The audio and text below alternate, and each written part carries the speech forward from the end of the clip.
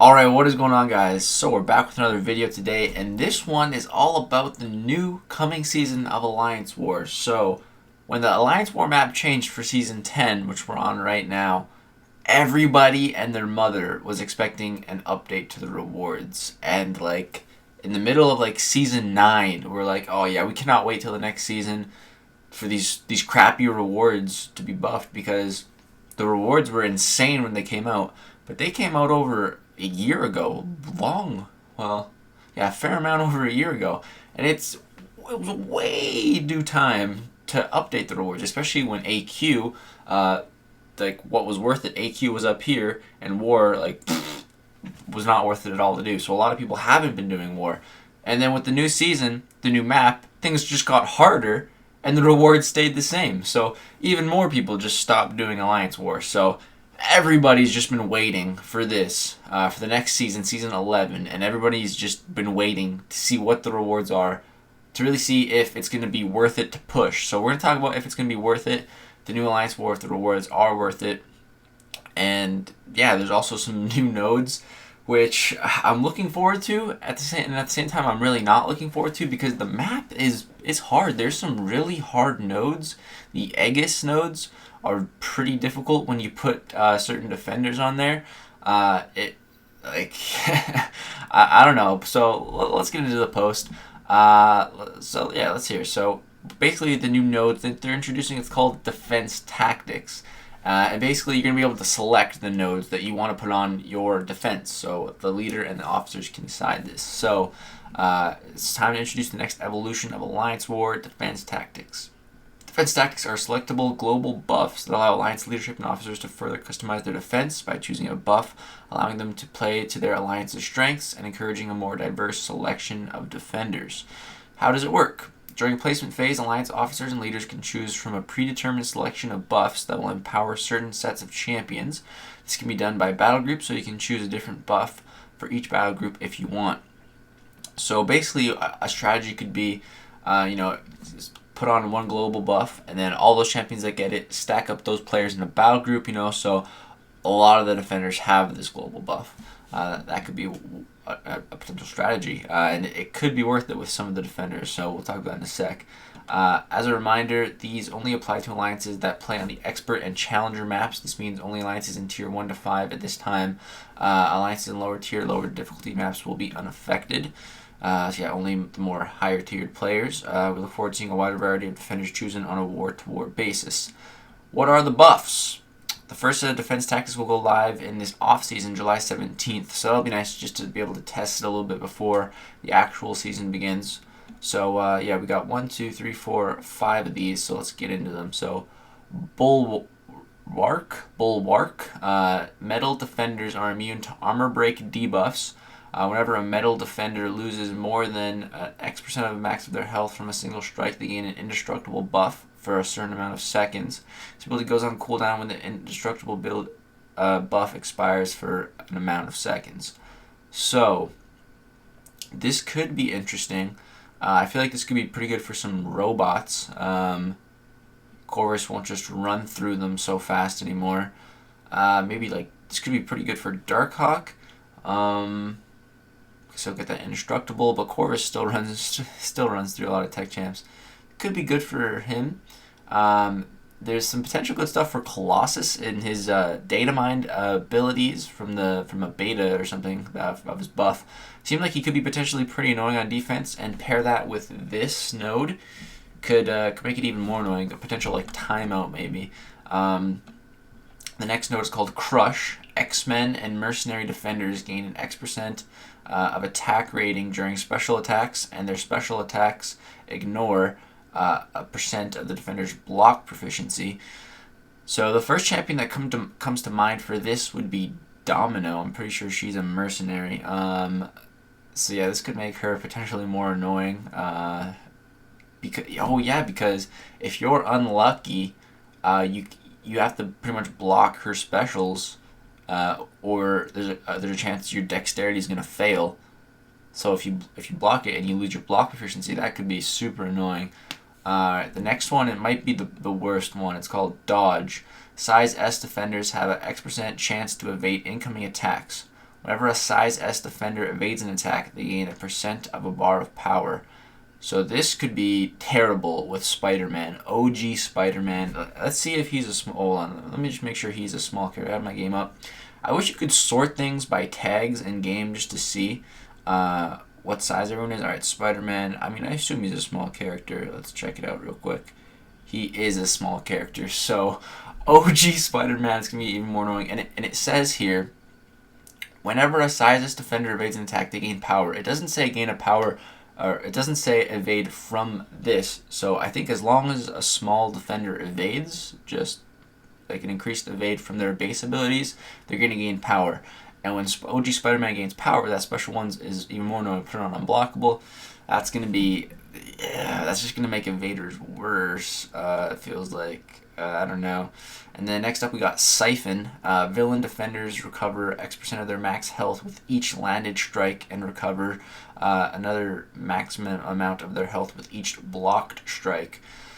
So this could be interesting on like Dormammu. Sometimes you take blocked hits against him, he could be healing up. But the first part, they get health with each strike landed. As long as if they land attacks on you, that shouldn't be too bad because you shouldn't be getting hit too much in Alliance War.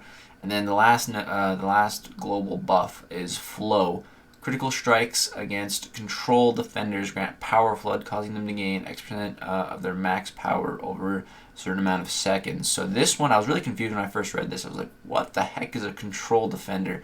So I was like, that sounds like a Mystic thing. So I went and looked at my Mystic champs, and sure enough, a bunch of them had control in their tags. So some examples of champions with control is Symbiote Supreme. He has it here. His tag is #control and then :counter. Scarlet Witch has it. Ghost Rider has it. I think Dormammu had it. Let's check him real quick here. Yeah, control : denial. So I guess this is going to be pretty annoying for Mystic champs because they already gain power like crazy. So if you put like a Dormammu on a Spite node, this is going to be brutal, man. Every time you crit him, he gains power. Every time you gain a buff, he gains power. You degen. I don't know, like some of these nodes could be really crazy paired with nodes that are already on the map. I don't know, man. This sounds like it could get pretty crazy. So let's see if the rewards are going to be worth this much of a hassle. You'll be able to try out. We already read that. Yeah, you'll be able to try this out in the off season. So rewards update, as promised when we announced season 10. This season will feature an update to the rewards for Alliance War seasons and also season crystals and win rewards.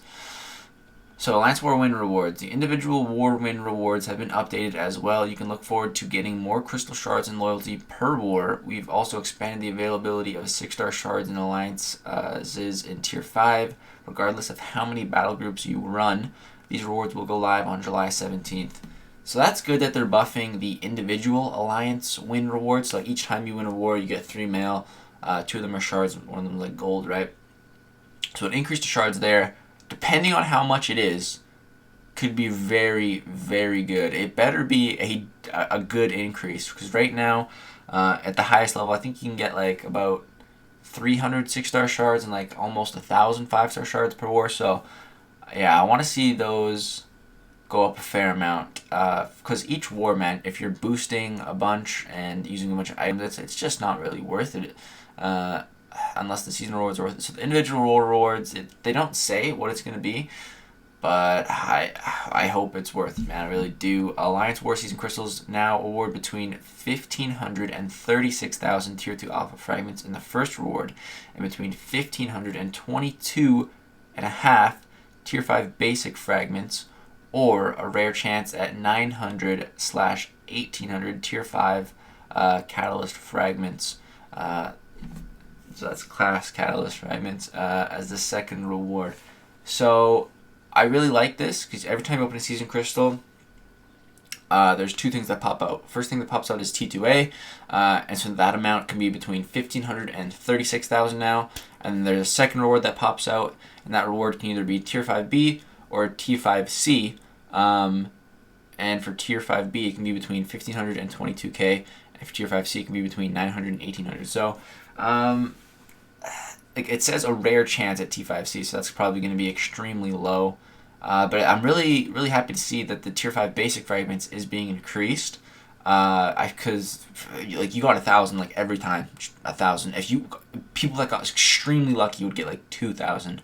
That's the most I've ever seen. So if you can get 22,000, if you're really lucky, that's good. I'm excited for that. And then season rewards, Alliance Wars season rewards have been increased across the board. Some of the more important standouts are addition of Platinum 4 tier to add more granularity between Gold 1 and Platinum 3. That's not a word you see all the time. Addition of Tier 5 Class Catalyst Fragment Crystals to Master 1 to Platinum 4. Expanded availability of Tier 5 Basic Fragments to Gold 3. Expanded availability of T2A Fragments to Silver 1. Expanded availability of T4CC to Silver 1.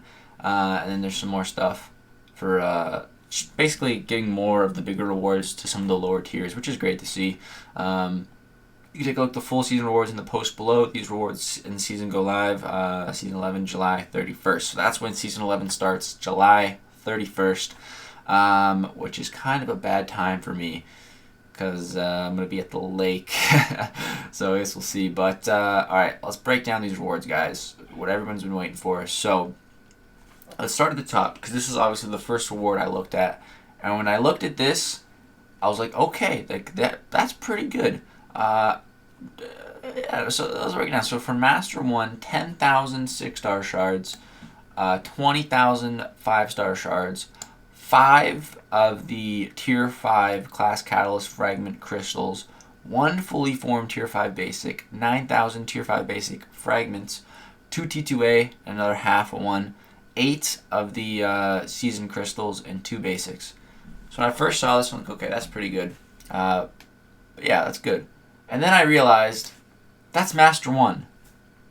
Like we're not gonna get that, and that's the highest reward. Like it should have been this for like Master top 20, like at least. I was really hoping for a really big shard increase across the board, and this is like the shard amount that I wanted in like Platinum 1 to Master for a whole season, you know. And it's only in Master 1. So, kind of disappointed. But then, you know, I thought, but there's 5 of the Tier 5 Class Catalyst Fragment Crystals. I was like, okay, if it's 25% in each of those, then okay, that's pretty good. And you'll get an amount. And then it was confirmed that it's only 2% in those crystals. So, not the 25%. So, 2%. So, that's 10% for Master 1, 10%, and that's across 6 classes it could be. So if you get lucky, you get all 10% in one class. So, that's disappointing. That's disappointing. And as soon as this went live, me and everyone in my alliance were talking about it, and pretty much everyone was disappointed. I don't know, man. We need more shards. If you're gonna push Catalyst in Alliance Quest, push more shards in Alliance War. That's why I'm really hoping that the individual Alliance War rewards is going to get a good increase to really help this. Because, yeah, so now Master 2, just the same thing, a little decrease. Master 3. So for Master, top 20, it's 5,500 6-star shards. And I think it was like, actually, I can pull up in game right now what it was before. Let's compare to what it is right now. So season rewards. So for Master right now, okay, it's 3,000 shards, 6-star shards, and 7,000 5-star shards. So they increased it a bit, but I was hoping they'd increase it more. Like for Master, like a 6-star crystal. I think that's fair. If you place in Master, you get a 6-star crystal from this at the end of the season. I don't know. Just my thoughts. Let me know what you guys think of these rewards. But yeah, one thing I really do like is that they added a Plat 4. I think that's pretty awesome. And another thing to note here is that the difference between Platinum 1 and Platinum 2 is not that much. There's 1,000 more 6-star shards, 1,000 more 5-star shards, same amount of the Tier 5 Class Catalyst Fragment Crystals being 2%. And then the Tier 5 Basic difference is about 5,000. That's a bit of an amount. And then about 9,000 more T2A, and 1 more of the season crystals, and that's it. So there's really not a big difference between Platinum 1 and Platinum 2. So it might just be a good idea to still kind of just chill on War and just shoot for that Platinum 1 and 2. I don't know if going for Master is going to be worth it. I don't know, man. Like, AQ is still just so good. You get so much Tier 5 basic from AQ alone right now that this just isn't quite enough. It's not even a fully formed Catalyst for Master. But at least with the crystals being buffed, you'll get more from there. So overall, man, I gotta say I'm a bit disappointed. I was at least hoping that there's just more shards, because Alliance War is supposed to be more shards. Let me know what you guys think, though. It is good that they did buff a lot of the lower ranks to add more stuff down there. I do like to see that. Just help out the lower guys get up to a higher level faster. So yeah, or just people that go to a really low like just go to a Gold 1 Alliance that don't want to do Alliance War. Pretty sure that's what Prof Hoff did. So as you know, people like that, these wars would be a little bit more accessible to them. But I don't know. I'd love to hear you guys' thoughts and opinions on it. Like I said, the overall morale in my alliance was more so of disappointment, hoping it would be better. And just the Tier 5 class Catalyst amount is just super disappointing, man. I thought these were 25%. If they were 25% in each crystal, that I'd be like, okay, I thought that was about right. But 2% in each crystal, that's man, it's gonna take forever. It's gonna take more than like a year to get a crystal, a full Catalyst in like one class from these. And that's if you're placing like super high master. So I don't know. That's gonna do it, guys. That's the season 11 Alliance War stuff breakdown. Let me know what you guys think. These nodes I feel could be kind of crazy with some of the nodes already on the map. So with all that, I don't know if it's worth it to just go super hard in War and push for master, high master it, when you can just play it a little more chill, place it in Platinum 1 to 2 area. That might be the way to go. But we'll have to see. Gotta see what they change on the map. Maybe they'll adjust some nodes, change it up a little bit now that we have these. I think they should, because some of it is it's tuned a little high, especially the Aegis nodes, like I said, and also, yeah, mainly those Aegis nodes. And I think there's still Aspect of War and Spite. Man, imagine putting Aspect of War, Spite, Flow, putting a 565, 6200 Dormammu there. The power gain would be insane. Every time he uses a special, he's unstoppable. You're degenning if you get a buff, and he gets more power if you get a buff. That just sounds like a brutal fight. I don't know. Some of these combinations, man, they sound like they could be a little crazy. But I do like that you can select them, and it's only one of these nodes per battle group. Like, I'm glad you can't put multiple of these on at once. I feel like that'd be way too much. But that's going to do it for this video, guys. Hope you did enjoy it. Again, please let me hear your guys' thoughts. Drop a like if you did enjoy. And yeah, subscribe if you like some more content. Thanks for watching. Peace out.